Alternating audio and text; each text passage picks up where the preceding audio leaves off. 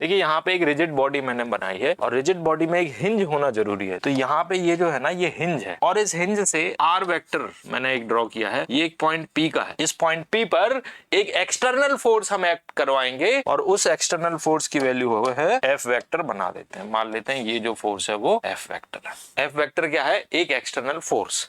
अब हम इस क्या करते हैं, इस एफ वेक्टर के हम दो कंपोनेंट्स करेंगे, एक कंपोनेंट इधर की तरफ और दूसरा कंपोनेंट इधर, ऐसे करते हैं। And this angle is theta. Theta will become the angle between position vector and force vector. और इस तरह से हमने इस एफ के दो कंपोनेंट कर दिए। ये हो जाएगा एफ कॉस थीटा और ये हो जाएगा एफ साइन थीटा। अब देखिए जो एफ कॉस थीटा है बिल्कुल हिंज से पास हो रहा है। अब आप बताइए यहाँ पे एफ कॉस थीटा और एफ साइन थीटा में से किस फोर्स की वजह से ये जो बॉडी है वो रोटेट करने की कोशिश करेगी। यहाँ पे जो एफ कॉस थीटा है इसका किसी तरह का कोई टॉर्क नहीं होगा। तो टॉर्क हम कहेंगे कि F cos theta is passing through hinge and it has no rotating effect. इस वजह से उसका कोई टॉर्क नहीं है।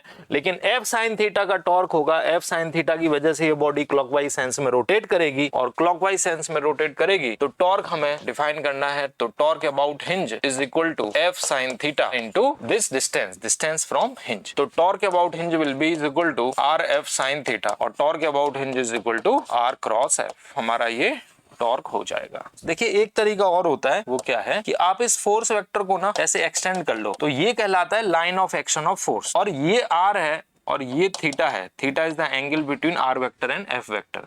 तो ये भी थीटा हो जाएगा। और ये जो डिस्टेंस है देखिए ये वाला, ये डिस्टेंस मतलब line of action of force और हिंज के बीच की दूरी है आर साइन थीटा। तो टॉर्क क्या हो जाएगा? टॉर्क यहाँ पे हम लिख सकते हैं torque about hinge will be equal to force F into R sine theta. Again हमें सेम टॉर्क मिलेगा। Torque is equal to R F sine theta. As per our need we will use either this or this.